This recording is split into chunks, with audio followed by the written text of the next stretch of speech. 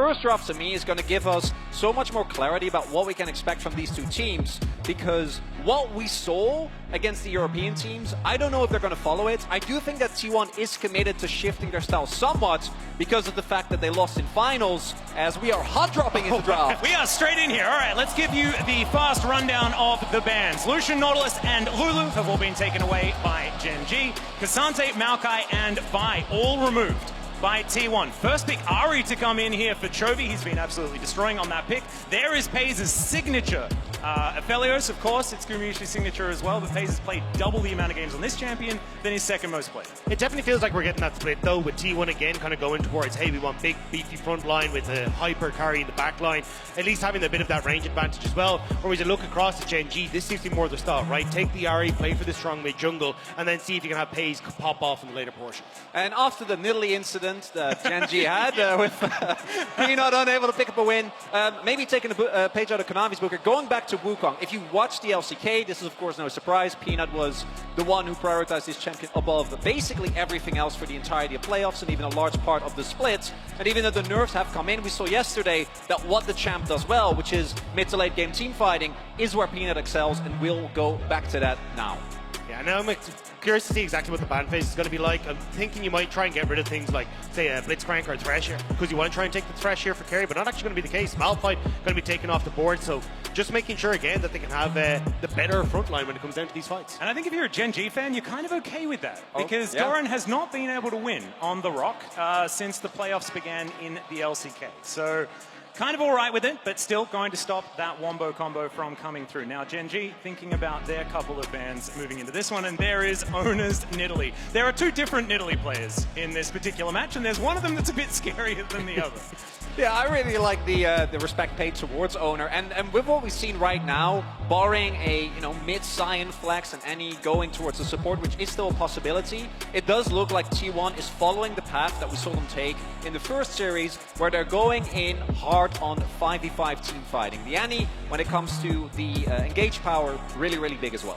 And now, Chronicler, we need to ask you the question, because it was, of course, T1's Challenger roster that used the Scion in a very experimental way that their main roster is now employed as well. Is this Suicide bot lane Scion a possibility? Because often it was used with things like Maokai, a little bit of extra setup, but I'm always terrified of that prospect. I wouldn't be surprised. I do think that it's a strategy that works best when caught off guard, and Gen G is 100% going to be ready for it. I mean, you've already got decent pushes there for the Jinx in the bot lane, so I could easily see him shove in bot wave, immediately start to roam down. Oh, and with Poppy? So, yeah, I mean, this could genuinely be a big play for it. Well, we'll see how it does go as Gen G need to round out their first game roster of champions. FaZe considering what he wants to collect, and it looks like it's going to be Doran and Delight that are going to be picking up champions. Another carry for Doran would be really interesting, and this is assuming that the Scion is top lane. And this is a really big moment, because Doran is, of course, the one that has taken so many hits for Gen G throughout the entirety of the split. He was the guy who was like, R4 me K'Sante blinds, I'll deal with it. Him still being on carries, even against T1, is a really big signal and a sign that Gen G feels very confident with what he's been able to do. And also, this is a fantastic option into that Suicide Scion strategy, because what that needs is someone that doesn't push all that hard on that top side of the map. Gwen is not one of those champions. She can solo carry a game, so if you leave her alone for too long and she gets too far ahead, it is too dangerous. Yeah, I also just think with the moments with what T1 have drafted here, they just have a great response to Gen G, right? Like, when you look at the dive potential that you have for the Gwen, the Rakan, and then the Wukong, your Poppy gets so much value here. Now the Tam Kench added to try and keep the Jinx safe. I think as long as Gumiyushi gets out of the laning phase unscathed, he should be in a relatively good spot to just have so much protection in these fights. And Gen G has a lot of comfort, and I think if they can keep the game messy, if they can find an early lead and run with it, they have a really good shot. But if this devolves into just straight up 5v5, one team smashing into the other, it's not going to happen, right? With just Poppy and Cyan, it would be hard, but you have Keria on Kench as well. Yeah. Really tough ask. And I think a huge amount of this relies on Peanut and Chovy, like trying to play through that strong mid jungle, see if they can get onto Faker in the early stages, and then lean that aggression into bot lane, especially when you hit level 6 for the Rakan. Like, that dive potential in those early stages where you can even charm up both the Tam Kench and the Jinx can set up beautifully for that combo of the mid jungle. And it's also exactly what T1 have been playing so far. It's what they've shown. It's just a whole bunch of CC to allow this Jinx to get absolutely ridiculously powerful. And Gumayusi is 100% a player that you can get behind and trust to do that. So these are going to be your 2 rosters for the first game here in round 2. And I'm very excited to see whether T1's tried and true strategy is going to work out once again. Can't wait. Extremely excited to see who's going to do it today. And here we are onto the Rift for game number 1. Gen.G on your blue side, T1 on your red side. Pays, he's the one that picked up the Aphelios. Gumayusi was saying that he thinks he's the best in the world on that particular champion, and let's see whether he can take Pays down a peg here in game number 1 and try and maybe get his hands on it in game number 2. Last time these 2 teams clashed, it was Gen.G walking away with a victory, but that was a final, remember? And now we're back in the upper bracket, and this is T1's territory. Before the finals hit, T1 do not lose. Want to highlight a couple of item choices. Pays actually going for the Doran's Blade here, right? Usually in this matchup, we see the Aphelios go for Ghost as opposed to Cleanse. That, of course, makes sense into Faker playing the Annie. But him also looking for early aggression with this, because if he doesn't and the Cold just gets to stack up for free, is a pretty big departure. Maybe also a sign of what is to come. Conqueror also adds to that. Maybe going to be looking for a lot of aggressive early game skirmishes as T1 invades. Yep. Gen.G with full information. Chovy over there gets that ward down, but it does get cleared out. It's happening. Yep. Oh. I don't think Gen.G should be surprised. Of course, they already picked that Gwen. It's now we're going to go for the grand entrance. They're looking for Gumayusi, who already has to flash. Carrier now running for his life, but there are 3 men after him. He has to use his flash as well, and already Gen.G off to a great start. And as we mentioned, the Scion strats should not come as a surprise. And Doran says, guess what? It's not. Waits with the rest of his team, and they force early summoners from the bot lane. Yeah, you're still getting the red buff here taken on the bottom side, though, so still you might be able to make some magic work. The fact, though, that you've taken so much of the health bar off of Gumi and Carrier, and even Doran just sticking around here, makes it so difficult now for you to really go for this. I mean, look where the wave is. You're not going to be able to make this dive happen. Yeah, Doran's still here, so standing guard. Top lane does not exist anymore. It's just in the bottom lane now. There's a mini one. It's a small little lane towards this brush. As we can see, Q comes through here as Owner is just clearing out that Krug camp. Gumayusi does get that shove towards his turret. And let's see whether it's going to work out. 4 versus 3 for T1. Zeus going to try and pick up turret aggro. Delight going to knock him up into the air, and it is going to be first blood going over to Pays. A 1-for-1 so far, and now Zeus' zombie mode is almost going to take down the Aphelios. He does fall, and that is a kill for Gumayusi once again. T1 one up in the trade. It's a disaster for Gen.G. The fact that you end up losing both of your bot laners, and Doran doesn't really get the farm. Like, Sion will do fine, right? He's TP'd back to the top side, but he doesn't need a huge amount of farm. Doran missing out a lot on the top end, will catch some bot, but still really nice play from T1. And this is with Gen.G being fully aware, right? Also want to highlight Zeus going for the Ruby Crystal first, which I imagine is just so he can tank, like, use the health to tank an extra turret shot and stay alive for just a little bit longer, buy those couple of precious extra seconds for the rest of his team. And really, as you were saying, T1 coming out ahead. The only thing you really get here on the flip side is that Pays picks up the kill, which is nice, and Peanut gets some extra camps. Yeah, I mean, really nice job here in the dive. The fact that you get onto Delight here immediately with Owner just going directly in onto the knockup as well means he doesn't really get away. I think at this stage, if you're Gen.G, just try and back away. Like, it would have been nice to pick up Owner, but you're just walking into the waiting hands of that zombie, and he's more than happy to take that kill and set it up for T1. Yeah, the turret juggling was absolutely fantastic. Steadfast presence and the phase rush movement speed coming through from Owner there, allowing him to get out after going through with the wallbang. So really nicely done here for T1. Oh. And Owner is coming back for another one. There is the Abyssal Dive. Good battle dance to get Delight out of the way, of course, on his signature Rakan, as Owner is just going to clear out some vision. And actually, because of the invades, Peanut doesn't even end up being ahead, right? He wasn't able to take the Crux on top side, and even with Owner spending as much time as he did on the bot side dive, there still hasn't really been an opportunity for Gen.G to try and strike back. I will say, though, at least for when you look at that top side, Doran has done a really good job of now kind of keeping Zeus at bay, so he's got a nice little CS for himself in that top end. And again, I think the biggest point of contention is the fact that we've had so much focus on the side lanes that now I want to see this transition into the mid, see if we can get Peanut as Chovy's about to hit that level 6, to see if he can pick off Faker and try and set up some of these plays to right the wrongs that have happened on this bottom side.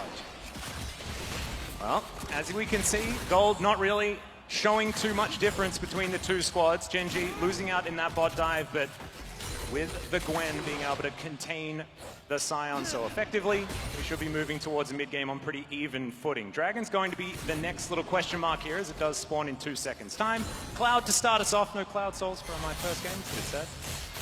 Is it? I don't know. I don't know if it is. I don't know if it is. Cloud Souls? I think. No, I'm on Cloud 9 that I get to cast with you, so that will do. Thanks. You're a sweetheart. Why haven't they put us on broadcast together before? His owner's coming in once again. Pays, trying to do what he can, but he gets pushed back into the open arms of T1, and once again, he will go down. Kumyushi gets his second. Yeah, Pays in the clouds as well, and it appears as he goes down another one. A little bit unfortunate there that they couldn't quite spot out that T1 were coming bot side again, but this just seems to be the game plan now. Gen G's bot side is not going well at all, and maybe not mid either. Yeah, Charm traded for a big old bear here as Chovy's going to back away. Faker winning out on that one, but does have to press his R button. Of course, hits level 6 a little bit before Chovy does. And right now, I think Gen G's composition is, to me, somewhat reliant on finding a couple of good skirmishes around a Dragon, around a Herald, right? Trying to use the power, particularly when you hit 6. But when you're already being put behind this early on, it's going to make it a lot harder. And I got a question for you, gentlemen. Is Annie actually just the hard counter to Chovy? Because you're putting an extra minion in his lane. And that is going to distract him quite a lot. He does like minions. Atlas, quite a lot. You and I both know Chovy is more than that now, okay? Don't feed into these false narratives. Come on. I was actually going to say, I've been really impressed. Like, obviously, this isn't news for you guys, but how much Chovy has grown. Like, the fact he is roaming significantly more. Like, he's an absolute menace both in lane and out of lane, and it's made such a massive difference to Gen G, and especially when a player is so incredibly strong, to still see them even just improving on that is just nuts to see. Yeah, that was his one point of contention. And of course, a bit of a meme is now Peanut is going to come forward. The good old Wukong walk past strategy, as he does just make his way towards the bottom side river. And Owner is taking this first dragon. Very happy Poppy so far here. Very nicely done by Faker there. Doesn't even have to invest anything, and Chovy's ult will be down. Means that there's no opportunity for contest here. Maybe if they get any, they can try and get something going. Not going to be the case now. And Owner has already had such an incredible impact on the map. Picks up a dragon now as well, as that 2 successful gank. And all the while, Peanut has not been able to get anything going just yet. Yeah, and I like the idea from Peanut, like, if you can blow a summoner spell from Faker there, right, like, Dragon's gone. We already accept the bot lane has gone out of control. We're not going to be able to get that. But for Gen G, it's, hey, maybe we can actually lean in towards a Rift Herald on the top side. We have push for Doran. If we can try and play through the mid-jungle, we can make something happen. But unfortunately, not quite able to get anything. He will have just crested over to 6. So maybe if they can get out and get vision on this top side, they can make something work. But again, with Gumayushi and Keria having so much bot lane push, they should be able to get the faster reset. And contesting vision for Gen G in that top side is going to be so difficult. Well, T1 getting a bit of a shot here. We'll see whether they can collect themselves a plate. Gumayushi with that extra range might be able to do so. Keria just standing in position. Doesn't have Devour just yet, but he's very, very close. He's just farming up as safely as possible. There goes that plate, so a bit more gold into the pockets of T1. But Doran starting off this Rift Herald, and it's a tale of 2 sides of the map here, gentlemen, because the Gwen is going to be a big problem for T1, but this bottom lane is already a big problem for Gen G. Oh, Owner. He's coming in. Of course, Doran doesn't have Smite available. Peanut is making his way over, though, as Doran is going to try and turn it onto Owner here. 2 versus 2 for now, but Faker's moving up. Chovy following him forward. Small 2v3 here as Doran's getting taken down so low. No miss to put down, no options, and Owner is going to take him out. They'll take a Rift Herald as well, and T1 off to a great start. This is a big turning point. And this was not the play for Doran. He immediately moves across, doesn't actually have the push in top lane, so Zaze gets the roam down, Faker gets the cut across quicker as well, and Doran ends up paying for it with a bash in the face from the shield and the Rift Herald going across to T1. And this is something that the Poppy most notably makes the life of Doran so much harder, right? And similarly for Delight, as soon as Owner is in the play, you need to be 100% certain that you are the one that is playing it forward, because once you commit, there is absolutely no way of getting out. And the thing is, there's not really a position here for Gen G to really fight. Like, you can see Faker has Chovy zoned off, so Chovy can't really get in. Doran overcommits into the pit to try and get onto Owner, and at that stage then, with the great knockback of the Poppy, it's easy pickings for T1. Also no opportunity, because he used this mist early, right? Otherwise, maybe at least you force a summoner from Faker, who then needs to get on top of you. Wasn't the case. And right now, T1 with a composition that in a straight-up 5v5 looks so threatening, already ahead. And if Gen G can't try and find a way to leverage side lanes and get even more gold into Doran, I think they're really going to struggle. No, absolutely. This is exactly what T1 have been utilizing all tournament long. It's being able to make sure that Gumayusi can very safely do a lot of damage while there is just a catastrophe being created by the rest of T1. And they can certainly play towards that game plan so far. 1.5k is the approximate lead. Gen.G can play side lanes very effectively with the composition that they have. Still a lot of teamfight power if they can get there. But it's just not quite working out so far in this game. And T1's road to victory so far is looking pretty clean. Yeah, especially in the fact now that you do have the Rift Herald, you can even put more resources into Gumayusi, just accelerate him so far into the game. Owner is on the way, but you don't really have much support, so I don't think they can really dive here with Peanut in the vicinity as well. Yeah, Delight just hitting level 6 now, so the quickness will be available. Peanut now fighting Owner. As he does get a heroic charge forward, Peanut going to have to walk away from this one, but it looks like no full commitment being made. Just looking for another plate here for T1 on the top side. Operation Move Gumayusi and Take All the Crockery is working out very, very well. And if we go back all the way to when these teams first played, because it was actually the first match of the LCK, this was basically what happened. T1 put an incredible amount of focus towards pace. Yeah, Faker moving very, very quickly towards this Gwen, who wanted to be immune, but she is most certainly not. And Faker is going to be able to pick that one up. Cool guys don't look at explosions, and Faker definitely is a pretty cool guy. Super Mega Death Rocket is going to delay Paze's back. He actually canceled it himself to try and avoid it. And now he's going to pick up another wave. Chovy gets a plate for his trouble. Faker is now moving in once again. Move speed, pretty high, but not going to be able to get on top of Chovy, who slinks his way out. This is kind of just going from bad to worse for Gen.G. The fact that both side lanes now down to deaths, you don't really have control to match a lot of what the plays that T1 are making.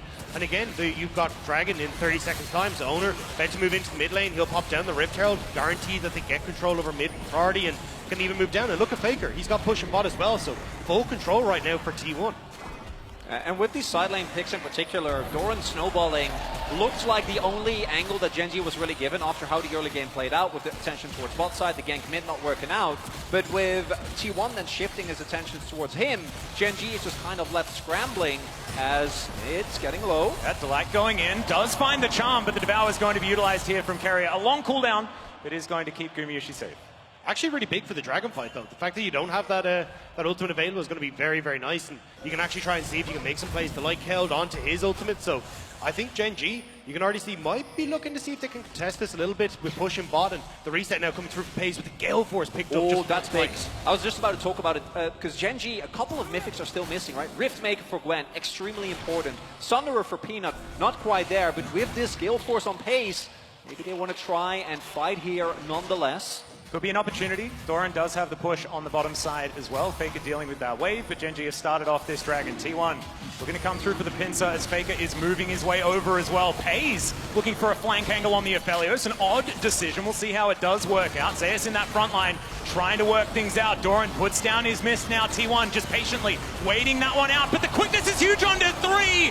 They try to get forward, but immediately Peanut is booped out of the fight. Doran's still at full health though. The Moonlight Vigil is going to get the flash out of Zeus. And Gen.G have pushed T1 away. Those health bars not looking very healthy, and the Super Mega Death Rocket goes wide. You still have the TP to come in from Chovy though. They can try and just rinse and repeat this. So Paze going to shove out mid, and Gen.G, really good call here to take the fight with those ultimates down for T1. They have to play a little bit more careful. And even though the Rakan into Poppy is a matchup that obviously is going to feel very hard, this is the champion when even when Delight was still on Breon, he was feared. This was banned against him a lot of times because the angles and engages that he was able to find were a really big part of what made that team work. Oh yeah, he was absolutely fantastic. His engage play just in general, but this is his signature pick by a large margin. Good to see, being able to find that incredible engage, demonstrating that prowess. But T1 losing out on one Drake, not going to be the end of the world, but let's check out the replay. And it starts off here with Doran drawing a lot of attention. Faker is looking for the flank. He's trying to fight with Chovy, but the moment the engage comes in, it looks really rough. And if you don't knock away that Wukong, this fight is done. And T1 might be routed. Fortunately, due to Owner hitting it, they're still able to at least get away with their lives. Also, the fact that Kerry was just matching Pace for so much of that fight was crucial, because with the Infernum gun, if that's going across every one of those low health bars, you're in a lot of trouble. But still, you can kind of see how important it is for these AD carries to be present in these fights. I think you could feel Pace was like, you're standing behind the wall, he's like, do I go? Do I flash? How much which I think is a good call, because do? he's playing into Annie. You need that summoner a lot. I think we're missing half of this graph. The MasterCard No, little that's difference correct. here. Oh, okay. There just isn't the other home. No. Never mind. So Gumayusi with a massive lead. Same to be said for Ona here as well, as they're looking to augment this with yet another Rift Herald. T1 collecting Shelly and Shirley this game. Let's see where she does go. And if there is a team in the LCK that has been known to come back from these type of goal deficits, it is definitely Gen G. And we saw in the previous fight as well that they were able to find kind of the angles, but with more and more gold getting into the Copa T1, there's going to be eventually a point where you can't outplay the amount of item advantage that the opposing team has. And that's the thing, I think Gen G have been spectacular when you look at them and how good they are at setting up for these fights, right? When you look at that Dragon fight, they get into the river early, they make sure they have the vision that opens up for Delight to get access to backline away from Owner with the steadfast presence. So I think that's going to be the big factor here, is how well Gen G actually coordinate themselves on the map to set up prior to these objectives, as the helicopter will just be a threat for pays and you walk away. Yep, just wants to wave the hammer around a little bit. I like that, bit excited. Sometimes you need to, yell, get the excitement. Yeah, you have to, you have It's to a get it power out of your move. system. Yeah, No, you're scared of it. And you're not punished too much for it. Refunds a bit of the cooldown. It's absolutely fine. No worries at all. Has that one back available already as he's looking to clear out vision now. Chovy going to vacate the area as Faker continuing to get this pressure on. And I think the conversation about scaling for both of these team compositions is we do see a little bit of a kerfuffle between the Ari and Poppy, but not really too much to worry about. But, oh, Carrier diving forward. Chovy, his ex-teammate, catching him unawares just a little, but he will be okay. Ultimate still at the ready, so no worries at all. But Shirley is going to get her skull into that outer turret on the top side of the map, and T1 are looking to get even more. Bottom side, there is going to be a turret traded, but T1 still in the lead when it comes to these structures. They'll get another charge as in goes Delight, and immediately he's going to leave. It wasn't voluntary. It was in fact Ona telling him that he needed to get out of the building. And this is one of the big things you can do when you have this Jinx with a lead, is just continue to push forward. You always win that push against the Aphelios, apart from when he has the Infernum guns. So at the moment, T1 just using that to full advantage. Rotate immediately towards top side, they rotate back to mid. The vision control littering that top side as they go. Yeah, I want to highlight as well, T1 also, of course, these two teams have matched so many times. The ward that just came down, the Scryers in that brush there, didn't actually end up spotting Peanut, but like they know how Gen G works, right? Yeah. With this composition, with Delight, with Peanut, you know they're going to be looking to try and get on top of Guma right from the get-go of a fight. But as long as you keep control of your vision angles, you play disciplined, and you make it hard for Gen G to ever get that opportunity, particularly with the amount of map control you have right now, Gen G is going to have to try and maybe find a pick in side lane, someone overextended, because otherwise they're going to be in a really rough position. And I think that's what Gen G are trying to do. The fact that they end up changing the cross map there for, hey, we're going to try and get some vision down in this Dragon area. It's a minute out, so at least you've already got a decent foundation that you can look for, try and push out these waves and then drift into that bottom side, knowing that there isn't a huge amount in that bot lane to really spot you out. But T1 also reset at a decent time, so might actually be a bit of a vision fight here for Delight. Well, Delight does have a few options as far as exiting the area, but Carrier still getting on top of it. There's a charm waiting on the other side of the rock, though, and Chovy's going to make his presence known. T1 will back away for the moment, and we do need to take a little bit of time to talk about the fact that we get Mountain Rift here as well. Phenomenal for Poppy. They've created a lot more corridors for a few of these picks to happen, and not only are T1 happy about it, but Gen G have a lot of tools to utilize these narrow chokes with the composition that they have. With things like the Wukong, things like the Rakan, if you are ever grouped up as either team, it can become very, very dangerous. And what's important to note as well, even though there is a lead for T1 as Delight, again, look at this. Trying to go for another flank angle. It's still very close, right? Like K and a half doesn't mean that much in the grand scheme of things. And I think the scaling does ebb and flow a lot in this game.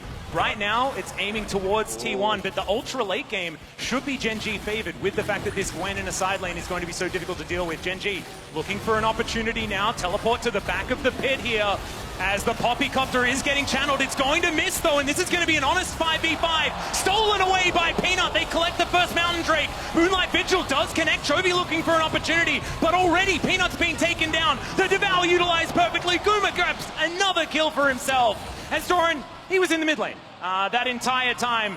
And Peanut did his job before he fell down. Yeah, Doran and Zeus both fighting, trying to get to the fights like, I go, no you go, no I go.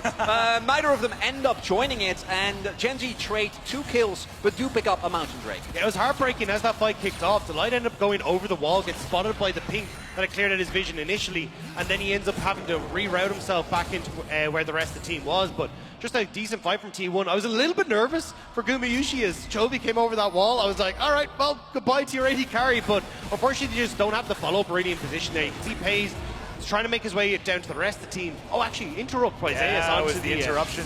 Really, really nice there to make sure that they couldn't actually get through. But here, this is where the engage comes through. But look at Pays, he can't actually follow up onto Guma. And imagine if Gwen is already here. Yes, the Cyan ultimate is there, but the amount of damage, I think, would have been the big turning point. Instead, the churn from T1 on Peanut really, really nice. And the Pays, Chovy just have to get out of the pit, make sure that they're safe. And if Zeus doesn't find that interrupt, I think Gen G win that fight.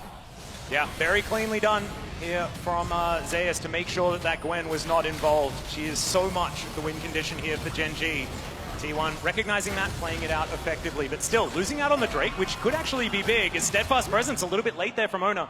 Not going to stop that grand entrance from getting the CC, but he's a poppy. Not too worried about the whole situation. Still though, drew a lot of members of Gen G up onto the top side, so Faker should get pushed. So now T1 get to re-establish that vision, just having the numbers advantages. Pays clears out mid, Leaving get to rotate up towards this top side. So Gen G trying to make something happen onto Owner, but not quite able to make it work. Well, in goes Peanut, finds a Cyclone onto Faker here. The Bear is going to come down as a response. Red and white guns here for Pays. He's set up to do some damage as Chovy gets the flash out from Carrier. Still, Pays looking for that opportunity to auto-attack, but everyone is moving too far away from him. So the Aphelios not going to be able to utilize all of that damage. 3,000 gold currently the lead for T1. Doing pretty well, but a lot of things in favor of Gen G as well, especially that Mountain Drake. So not over till it's over, of course. What we're seeing right now when we look at the gold as well, as expected, Gumayushi up roughly 2k, given the amount of attention that has been paid to him.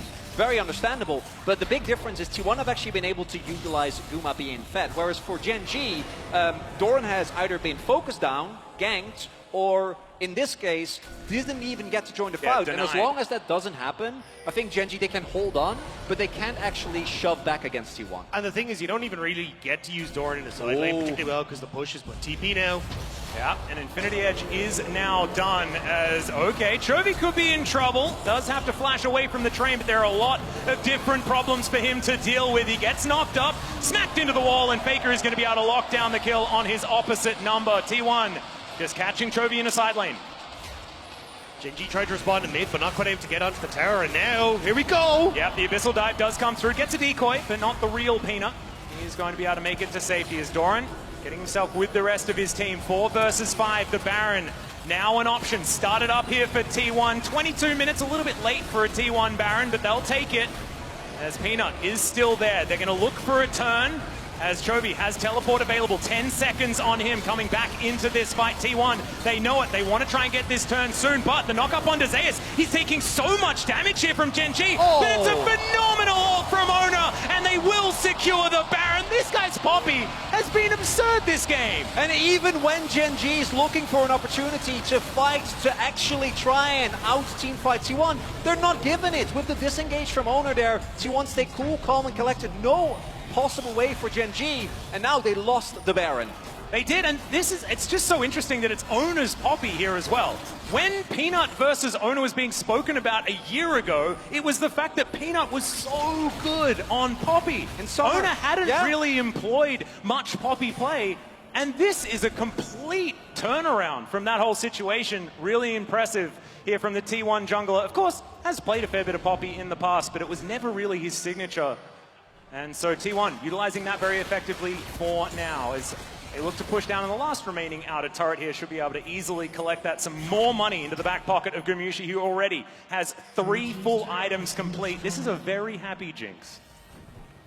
And he's only going to get more gold here as well. Reset's only coming through now for Gen G, for Peanut, and for Chovy, so bot lane tower should go, and T1 over around trying to see if they can catch anyone who tries to overextend here, and Doran does. Yeah, doesn't have any mist left as the heroic charge does push him into the wall. Not looking for the dive just yet is T1 as they bear down on this inner turret. The siege minion out of range and is continuing just to lay waste to this turret. Zap not quite long enough to get rid of Doran, who immediately teleports back to this turret. Gen G, they want to try and fight for this one, but it could be dangerous. Zeus is pretty big for that front line. Faker also has his Banshee's Veil completed. And the Annie is going to be pretty difficult to deal with as well. Dash cannon Annie as well, kind of like. Yeah, I haven't really talked about that yet, but it was, of course, mostly Rod of Ages when we saw the Annie in playoffs, trying out a different build here, able to more reliably get to some of those backline targets. And T1, with this play, shoving in bot side, getting the teleport from Gen G, and then also setting up for a very free dragon. Neither team really too close. We've actually been trading these very, very evenly as Faker. Yeah. 2 dragons apiece now, but Faker looking for Pays. Peanut over the wall, very ready for whatever Faker is about to try. As Pays moving forward now, as he has some extra teammates waiting in the vicinity. So T1, Baron is going to wear off very, very soon, and we're going to check out this fight one more time. Look at Ona with the ultimate. And I think Gen G do a really good time, right, of making sure that T1 can't get into the pit to rush down this Baron. And once Chovy gets there, they can win this fight. But the moment that ultimate comes through from Ona, there's just nothing you can do. Nope. No chance. And 2v5s? I don't like their chances so much. I have a feeling that might be a little bit in favor of T1, the risk of sounding a little biased. As T1 now move back towards this river, wanting to retake some control. 3 minutes on the Baron, so not exactly under too much pressure to do that just yet. 4 minutes on the Mountain Drake. So 2 apiece, we're fighting for Soul Point next time around. T1 just with so much control of this map. Still do see that Gen G keeps looking for the flank track, keeps trying to get Peanut or the Light in a position where they can catch someone off guard. T1 playing very, very carefully, but if someone oversteps, if they pick up a single target, might be able to leverage that into more. I think the free item mark for Pays is one that is going to be really important, because as you pointed out, I think eventually, once you hit critical mass on this Aphelios, all you need is one good ultimate. Yeah, well, Charmy's going to connect there onto Zeus, but he walks the wrong way. We're going to get a knock up onto Ona, who does have the steadfast presence available. Immediate teleport in response, though, as T1 looking to try and lock down Doran and Delight here. The mist comes through, but Faker is not going to be deterred by that one. He tries to dash his way out, but he gets stunned into the wall. Super Mega Death Rocket's going to pick up the kill. Gumayushi grabs yet another one as Pays. He's trying to walk this one out. Does have to use the Gale Force, but that will be enough to get him to safety. As Gen G with just 2 men to try and defend, and they may just lose an inhibitor turret off that. Or Peanut gets spotted, is on the ward, realizes it very quickly. Want to highlight there as well, Carrier, even knowing that Pays has a summoners, the moment he comes up with his dive, ignites the full health Aphelios. It's like, get away, this is our turret. Yep. He knows the target that he needs to be going for, as Peanut not going to stop any backs with a Nimbus Strike or anything like that, as we are going to have a full reset here for T1. Oh, that's a Storm Razor coming through from Guma here. Yeah, he just... I have not seen that item in a really long time. It's been a very, very long time. Last time I saw it was solo queue. I haven't actually seen it here in Pro Play for quite some time, but just wanting to have as much damage as he possibly can have. Not feeling the need for anything defensive or anything like that, especially with a Tahm Kench in his back pocket. I think it's also just nice with the slow, right? A lot of what Gen G want to do is just leg it at you, so as long as you can, well, cut their legs out from underneath them, it'll be a bit easier. So for T1, if you can just get those slows onto like Peanut, onto like Doran, if he's trying to go at you, it just becomes a lot easier. In general, also as non-regarding the mist, the entirety of Gen G is going to have to walk up to Guma, right? And with Rapid Fire Cannon, you can already poke people out, particularly with how fat he is. If you had add a Storm Razor on top of that, 1 or 2 bad movements from anyone on Gen G that's supposed to flank him, and you got to back off. Also, like, Carry is doing his best to be disengaged for Tahm Kench, but I think just having something that can slow them up, like allow Faker to get into range with the Hextech Protobelt, it's actually a really smart pickup from Gumayushi. I like it.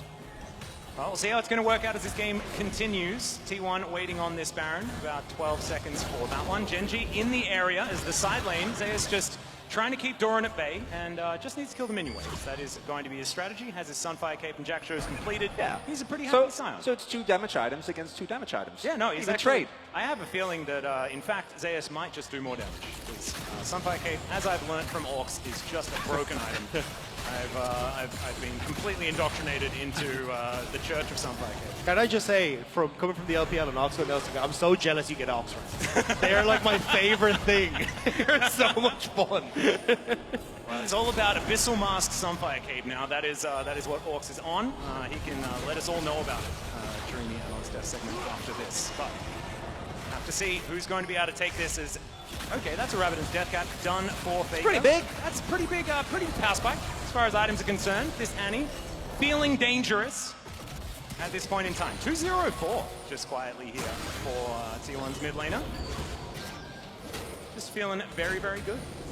One upside for Gen G, they do now have Lord Dominic's regard, right? So if Pace can actually get in a position where he can auto Zeus or Owner, get a little bit of time, he will be doing an incredible amount of damage to them. But with how the fights have played out thus far, I don't really know if he's going to get the opportunity, because T1 is either peeling away or they're making sure to use the Poppy ultimate to guarantee a favorite fight. And I think T1, as you can see here, have actually been doing a really good job at, like, when it comes to setting up to objectives. Like, that was the thing I was kind of talking about earlier, was like Gen G had been so good traditionally, but T1 have kind of given themselves an opportunity where Pace hasn't been able to get into these fights properly because of the way that they've been trying to fight over the pit or over walls, and T1 have just been able to use the range advantage really well. So Doran will just clear out some of the vision alongside Delight, but pushing mid means that a lot of T1 can re-establish themselves on that top side. And again, Delight is just he's on a journey. He doesn't know where yet, but if he can find the golden route to the T1 backline, maybe there's still a shot for Gen G. 5.5k gold disadvantage. It's not insurmountable, but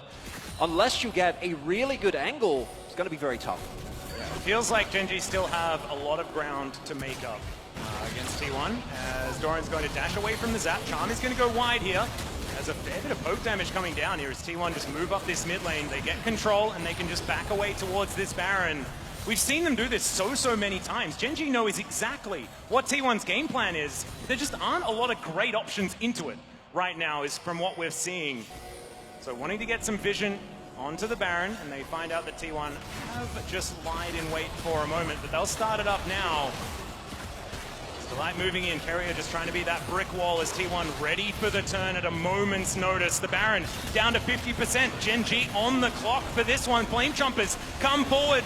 Delight has already pre-popped the ultimate, and the Baron is just going to get melted. Peanut taken down extremely low already. It's a fantastic Cyclone as they get knocked into the wall. Zeus going down extremely low. Chovy trying to get some work done. Not quite enough being found there with the ultimate from Ona, but still, look at Gumyushi. He's just a raid boss. He's gigantic in this game. And T1, they've got the Baron. They've already got what they wanted. Also there, Peanut getting ignited at the beginning means that he can't try to go for like a flash decoy steal. So there is no opportunity to try and get to that Baron. There's no opportunity to try and force a 50-50 flip. And instead, T1 get everything that they wanted. Maybe no hope to hold on to the base as well. T1 stepping up with Baron now as Gen G. They're trying to get themselves back in position, but this inhibitor is gone. Feeling a little bit like checkmate here, gentlemen. As T1, they will take the inhibitor turret and inhibitor very quickly. And T1 now just looking to get that reset, spend these piles of gold. 8,000 gold is the lead for the red side team. Looking now to close this one out. Gen G, just not a lot of options. And it really is remarkable, because if you took away nameplates and you showed me this matchup in the LCK and told me it was these two teams, you'd think that it would be the other way around, right? You'd think it'd be Gen G playing the composition where they're trying to play it slow, they're trying to front to back, and T1 that is trying to go for this more pick, aggressive forward style. Not the case. No, not happening this time around. T1 sticking with what has been working for them in their most recent series, instead of what we've learned from history. The train going to leave the station here as Zeus going for a little bit of a jog. And Faker going to join him up there towards that top side already. A bit of a back to come through from Doran, but he is going to cancel that. And T1, oh dear, Doran, you're going to have to leg it as quickly as you possibly can. But Owner is looking for that opportunity, and it's very difficult to immune the Poppy. The Buckler does come forward. He's just trying to buy that time. There's a heroic charge. Great knock up there. And the mist is going to come through, but Doran is not going to get taken down just yet. Decent charm going to come forward, and there's the lifesteal working out here for the Gwen. Pays now very close to danger. He does have to use the cleanse, but it will be enough to save him from the first onslaught. Great charm there from Chovy defensively, but Pays is still in danger. Peanut trying to help him out as Tibbers is going to move back, needs to lick his wounds just a little bit as Peanut down excruciatingly low. And Gen G, yeah, they don't lose anyone, but they will lose the majority of their base. I mean, that's the top lane tower now gone. Inhibitor follow, and with minions streaming in, T1 are so strong. Gumayushi, that's one auto shot. Yeah, no, it is so dangerous. This Storm Razor Jinx doing so much work here as they dive forward. Ona is exceptionally low. He does eventually go down, but it's in trade for the Rakan so far. They're looking for another one. Faker getting taken down low. Pace still alive, still at full health as Zeus. Yes, flash. Going to be his first target. The Devourer does come forward. Pays. Is he going to look for it? Is he going to look for the ultimate kill? No, he's not going to do it. Not going to go for it. Still had his flash available, but no Moonlight Vigil, and did not want to move too far forward. That's no jungler now for Dragon, though. This actually gives Gen G an opportunity to delay at least the Dragon Soul coming through for T1. And a 7 elemental game? Yeah. This could actually be like super good for Gen G. And he's buying a bit of time now. I still think T1 definitely in the driver's seat here. You can see that basically every time they face up on a bit more of an even footing, T1 have been able to take it, but at least getting this opportunity for Gen G is huge.